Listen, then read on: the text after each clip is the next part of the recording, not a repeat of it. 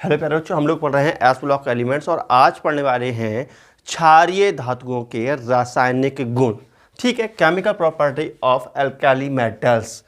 तो देखो, जैसे कि आपको पता है, जैसे कोई भी एल्काली मेटल्स है, एल्काली मेटल्स कौन से होते हैं, क्षारीय तत्व कौन से होते हैं, ये होते हैं। देखो कौन से होते हैं, ली, न, के, रब, कश, फरियाद। ये ट्रिक है याद करने की क्षारीय तत्वों को, क्षारीय धातुओं को। ये बेटा क्षारीय धातु हैं, ठीक है। इनकी केमिकल प्रॉपर्टीज पढ़ने जा रहे हैं। आपने 10th क्लास में और छोटी क्लासों में भी पढ़ा होगा कि जो भी जैसे सोडियम है, सोडियम अगर हम खुले में रख दें तो ये वायु और नमी से क्रिया करके आग पकड़ लेता है, अर्थात बहुत सक्रिय होता है। तो कहने का तात्पर्य यह है, आपने पढ़ रखा होगा या पढ़ लीजिए फिर से, कि ये क्षारीय मेटल्स होते हैं। ये क्या है बेटा, क्षारीय मेटल्स हैं, क्षारीय धातु हैं।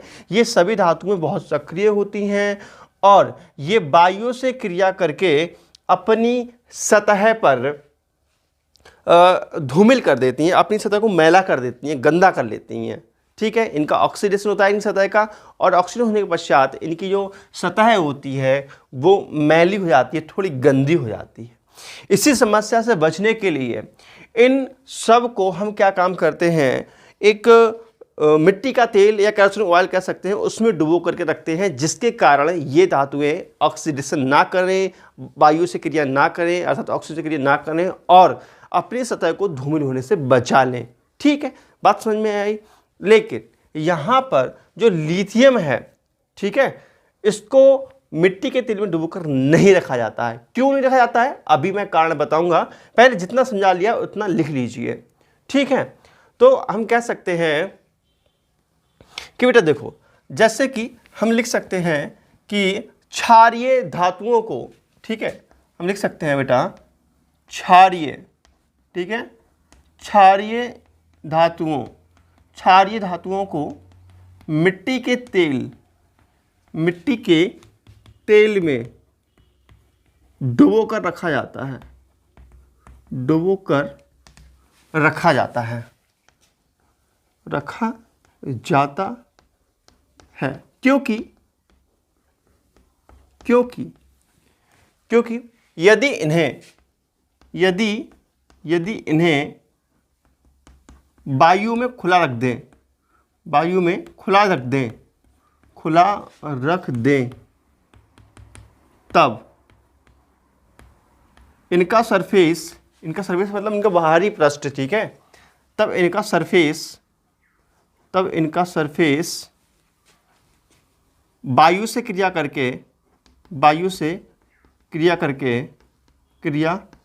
करके धूमिल हो जाता है। धूमिल मतलब गंदा हो जाता है बेटा, धूमिल हो जाता है। ठीक है, इसी कारण क्या करते हैं, इनका सरफेस गंदा ना हो, धूमिल ना हो, इसी कारण क्या करते हैं, इन्हें मिट्टी के तेल में हमेशा डुबो करके रखा जाता है। लेकिन लिथियम को मिट्टी के तेल में डुबोकर नहीं रखते, लिथियम को मोम में लपेट कर रखते हैं। अब बात यह आती है, गुरुजी लिथियम को मिट्टी के तेल में डुबोने में क्या दिक्कत आ रही है। तो मैं आपको बताऊं बेटा, जो लिथियम ये होता है, ये बहुत हल्की धातु है। ठीक है, जो लिथियम है, लिथियम कैसी है बेटा, ये हल्की धातु है, ये बहुत हल्की धातु होती है। ठीक है, इसका जो घनत्व होता है, जो डेंसिटी होती है, जो घनत्व होता है वो बहुत कम होता है, इसलिए बहुत हल्की धातु होती है। और इसको अगर मिट्टी के तेल में डुबोते हैं बेटा, ये क्या है, मिट्टी का तेल है, मिट्टी का तेल, ठीक है बेटा, कैरोसिन ऑयल। मिट्टी के तेल में अगर इसको हम डुबोते हैं तो लिथियम डूबता ही नहीं है, हल्की होने के कारण लिथियम जो है ये तैरता है, डूबता नहीं है। और जब तैरेगा तो ऑक्सीजन से क्रिया कर जाएगा, तो ऑक्सीडेशन इसका हो जाएगा, तो फायदा क्या है यार तेल में डालने का। तो तेल में ये डूबता नहीं है, इसी कारण लिथियम को मोम में लपेट करके रखते हैं। ठीक है, तो हम लिख सकते हैं नेक्स्ट पॉइंट, लिथियम को हमेशा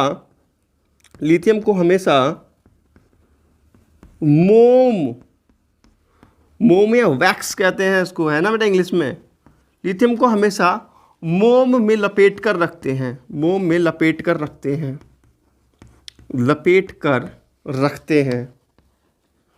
रखते हैं, क्योंकि यह बहुत हल्का होता है, बहुत हल्का होता है। इसी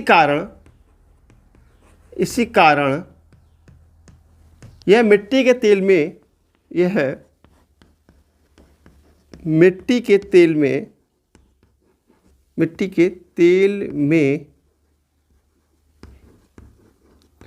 डूबता नहीं है, बल्कि तैरता रहता है।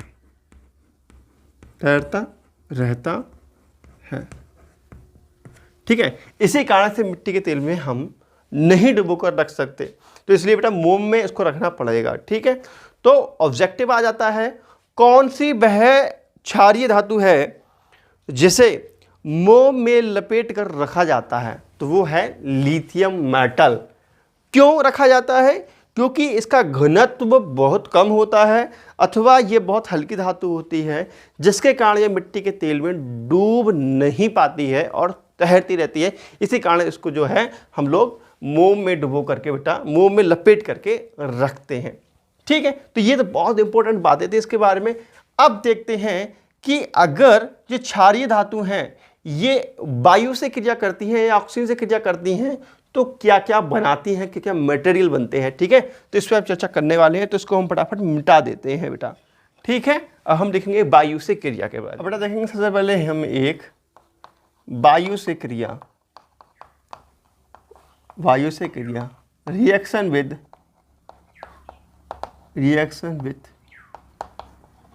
एयर। ठीक है बेटा, वायु से क्रिया देखते हैं। तो सुनो, जैसे कि हमारे जो एलिमेंट्स हैं वो हैं लिथियम है, लीना के रब कश फरियाद, ये हमारे मेटल्स हैं बेटा। ठीक है, अगर लिथियम वायु से रिएक्शन करता है तब ये बनाता है लिथियम ऑक्साइड। ठीक है ना, तो बनाता है ये लिथियम ऑक्साइड। और जैसे कि समझो बनता कैसे, देखो बेटा, ये लिथियम है, इसका एक चार्ज होता है, एक ऑक्सीजन पे नेगेटिव का चार्ज होता है, तो ये इधर जाता है, ये इधर जाता है, तो बन जाता है ये Li2O, इसको बोलते हैं लिथियम ऑक्साइड। ठीक है ना बेटा, तो ये वायु से क्रिया करके क्या बनाता है बेटा, बनाता है ये लिथियम ऑक्साइड। क्या बनाता है ये? Lithium oxide. ठीक है, लिथियम ऑक्साइड, या इसको हम और एक ऑक्सीजन उसको मोनो ऑक्साइड भी कह सकते हैं। क्या बनाता है ये? Mono oxide. ठीक है, मोनो ऑक्साइड बनाता है, जिसका सूत्र होता है बेटा Li2O। ठीक है, अब रहा सोडियम। जो सोडियम होता है ये मोनो ऑक्साइड बनाता है और परऑक्साइड भी बनाता है। ठीक है, मोनो ऑक्साइड एंड परऑक्साइड।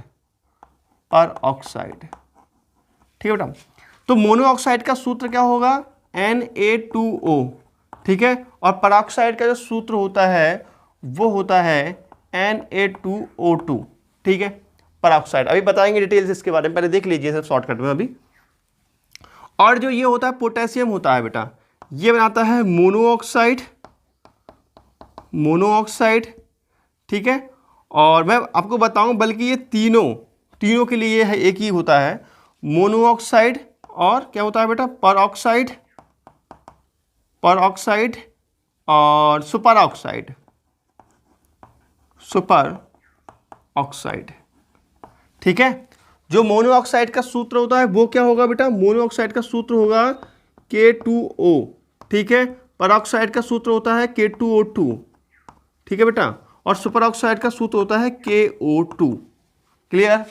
ऐसे ही रुबेडियम के लिए अगर हम देखें तो इसकी जो मोनो ऑक्साइड होगा रुबेडियम का वो होगा RV2O एंड RV2O2। ठीक है, और इसका RVO2। ठीक है, अगर इसका हम अच्छा सीजियम का देख लें बेटा, सीजियम का CS2O। ठीक है, ये मोनो ऑक्साइड हो गया। CS2O2 ये परऑक्साइड हो गया, और CSO O2 ये सुपर ऑक्साइड हो गया। इतना समझ में आ रहा है आप लोगों के लिए? ठीक है, और डिटेल से समझेंगे अभी इस चीज़ के बारे में हम। ठीक, इसके बारे में नहीं पढ़ना क्योंकि ये यहाँ पर जो क्या है रेडियो एक्टिव एलिमेंट्स है। ओके, अब देखेंगे इसके बारे में और थोड़ा डिटेल से। देखो बेटा, जैसे कि हमने बात करी अभी मोनो ऑक्साइड के बारे में, मोनो ऑक्साइड के बारे में। तो ये मोनो ऑक्साइड होते हैं बेटा, मोनो ऑक्साइड में क्या होता है वो समझो जरा। मोनो ऑक्साइड में बेटा जो ऑक्सीजन होता है ना, ऑक्सीजन की पावर नेगेटिव का 2 होता है। ठीक है, जो ऑक्सीजन वो किस फॉर्म में होता है, -2 में होता है इसका ऑक्सीडेशन नंबर। क्लियर, समझ में आया? ठीक है, और जो इलेक्ट्रॉन होते हैं बेटा वो यहाँ पे कंप्लीट होते हैं, ऐसे होते हैं 1 2 3 4 5 6। ठीक है, फिलहाल इनको मत दर्शाओ वरना कंफ्यूज आओगे, खाली इतना याद रखो जो मोनोऑक्साइड होता है उसमें ऑक्सीजन इस तरीके से रहता है। ठीक है, और हमारे जो मोनोऑक्साइड हैं वो कौन कौन है, ये है मोनोऑक्साइड, Na2 हैं, Li2 है, ये मोनोऑक्साइड है, राइट। और अगर हम बात करें यहाँ पे पर ऑक्साइड की, पर ऑक्साइड, तो जो पर ऑक्साइड होते हैं बेटा इनमें जो ऑक्सीजन जो होता है वो होता है इस फॉर्म में, O और O -1 और -1 ऐसे पावर्स लगी हुई होती हैं, इसको पराऑक्साइड बोला जाता है। जब ऑक्सीजन इस तरीका का होता है तो उसको बोलते हैं बेटा ऑक्साइड, और जब ऑक्सीजन इस तरीके का होता है डबल बॉन्ड से जुड़ा हुआ होता है कि ऑक्सीजन डबल बॉन्ड से, तो उसको बोलते हैं पर ऑक्साइड। और ये देखो नेगेटिव की 1 पावर होती है इन पर। अब बात करते हैं सुपर ऑक्साइड में कि ऑक्सीजन कैसा होता है। सुपर ऑक्साइड, सुपर ऑक्साइड में बेटा देखेंगे, सुपर ऑक्साइड में जो ऑक्सीजन होता है वो इस तरीके का होता है। ठीक है, एक साइड में -1 होती है और यहाँ पे जो बॉन्ड होता है वो ट्रिपल इलेक्ट्रॉनों को मिलकर बना होता है। ठीक है, तो इस बॉन्ड में 2 इलेक्ट्रॉन होते हैं बेटा, इस बॉन्ड में 2 इलेक्ट्रॉन होते हैं। ठीक है, इस बॉन्ड में कितने इलेक्ट्रॉन होते हैं, 2 इलेक्ट्रॉन होते हैं, और इसमें क्या होता है ट्रिपल इलेक्ट्रॉन होते हैं, अर्थात एक अनपेयर्ड इलेक्ट्रॉन होता है। ठीक है, तो हम लिख सकते हैं यहाँ पर सुपर ऑक्साइड में ट्रिपल बॉन्ड होते हैं, सुपर ऑक्साइड में बॉन्ड 3 इलेक्ट्रॉन, ठीक है, 3 इलेक्ट्रॉन का बना होता है, ठीक है। बहुत इंपॉर्टेंट लाइन है बेटा, ये बहुत इंपॉर्टेंट लाइन है, ये बहुत इंपॉर्टेंट। जो सुपर ऑक्साइड होते हैं इनमें बॉन्ड 3 इलेक्ट्रॉन का बना होता है, अर्थात इनमें एक अनपेयर्ड इलेक्ट्रॉन उपस्थित है। ठीक है बेटा, मैं इसको ऊपर लिख देता हूं, ठीक है ना, यहां मैं लिख देता हूं ऊपर, समझ में आया इतना? ठीक है, तो नोट कर लीजिए इतना।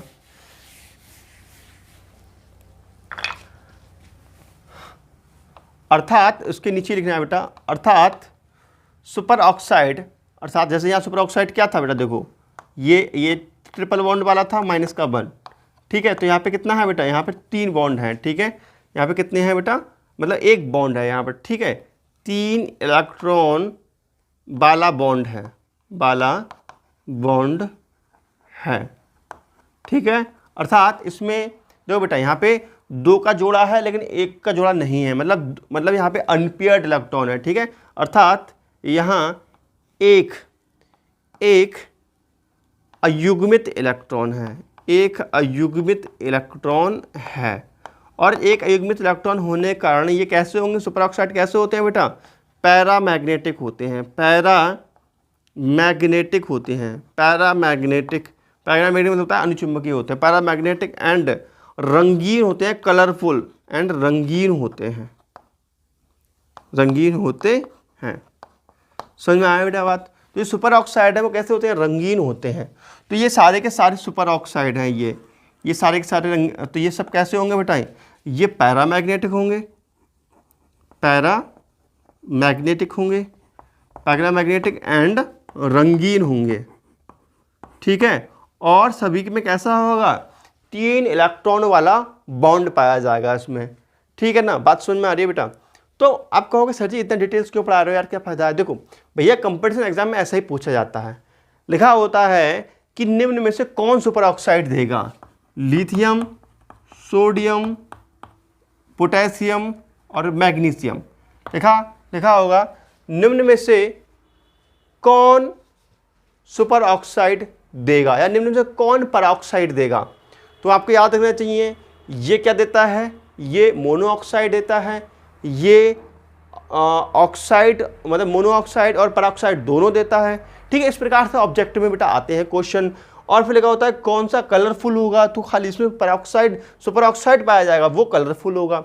ठीक है, बाकी ये जो होते हैं ये यहाँ पर ये बेटा जो होते हैं ये रंगहीन होते हैं। शेष कैसे होते हैं, शेष रंगीन। ठीक है बेटा, दो शेष जो बचे हैं आपके, जैसे ये बचा है आपका, ठीक है, ये बचा है, ये कैसे होते हैं, ये रंगहीन होते हैं, रंगहीन एंड डायामैग्नेटिक होते हैं।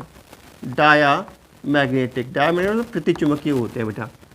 ठीक है, अब बात आती है गुरुजी ये कैसा होना चाहिए। देखो बेटा ये रंगहीन ये भी होना चाहिए क्योंकि इसमें सुपर ऑक्साइड नहीं है, लेकिन कुछ कुछ सुपर ऑक्साइड इसके साथ मिले हुए रहते हैं, इसलिए ये जो है N2 जो O2 होता है, ठीक है बेटा, हम लिख सकते हैं यहाँ पे जो N2O2 होता है ये कैसा होता है, ये हल्का पीला कलर का होता है ये। ठीक है बेटा, हल्का पीले रंग का होता है, हल्के पीले रंग का होता है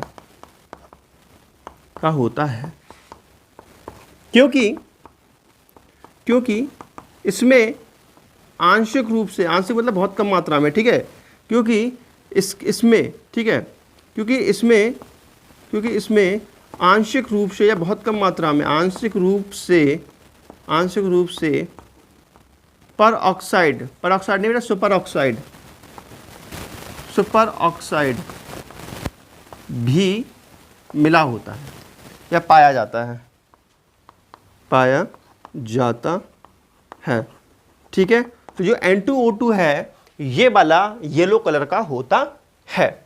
ठीक है, अब बाकी बच्चे बेटा ये सब रंगहीन होते हैं, कोई कलर नहीं होता। ठीक है, ये बाकी सब रंगहीन होते हैं, लेकिन विशेष कंडीशंस में ये कलर दे सकते हैं, लेकिन जनरली हम कहेंगे ये रंगहीन ही होते हैं। ठीक है, तो ये बड़ा केमिकल प्रॉपर्टीज़ रही इसकी। और मैं आपको एक बात और बताऊं, ठीक है, इतना आपने नोट कर लियो हो, नोट कर लो बेटा, एक बोर मत होना यार, सीखना है ना केमिस्ट्री को, तो बोर नहीं होना है, कुछ सोचोगे यार सर क्या क्या पढ़ा रहे हैं आज, इतना टिपिकल। और सुनो बेटा, ऑब्जेक्टिव में क्वेश्चन पूछा जाता है यहाँ से बहुत कि कौन सुपर ऑक्साइड बनाएगा कौन नहीं बनाएगा, तो याद रखना है पहला मोनोऑक्साइड, दूसरा मोनोऑक्साइड, फिर परऑक्साइड, फिर मोनोऑक्साइड, परऑक्साइड और सुपर ऑक्साइड बनाएंगे सभी के सभी। ये चीज़ याद रखनी है, ऑब्जेक्टिव क्वेश्चन यहाँ से बनेगा, ध्यान रखेंगे। ठीक है, और जितने भी ऑक्साइड बने हैं, एक बात तो और लिखेंगे आप दमदारी से, ज़रा बी पॉइंट लिख लीजिए स्मॉल, इसको मतलब बी पॉइंट में डालिए, खाली ऐसे लिख लीजिए तीर लगा करके, कि जो भी क्षारीय धातुओं के ऑक्साइड होते हैं ये अवघटित नहीं होते, मतलब इनको गर्म करें तो ये टूटते नहीं हैं, लेकिन अगर इनको हम पानी में मिला देते हैं तो ये प्रबल क्षारक बना देते हैं। ठीक है, बात समझ में आ रही है बेटा। ठीक है, तो देखो बेटा हम लिखेंगे कि क्षारीय ऑक्साइड अपघटित नहीं होते हैं, अपघटित नहीं होते हैं, लेकिन जल में मिलाने पर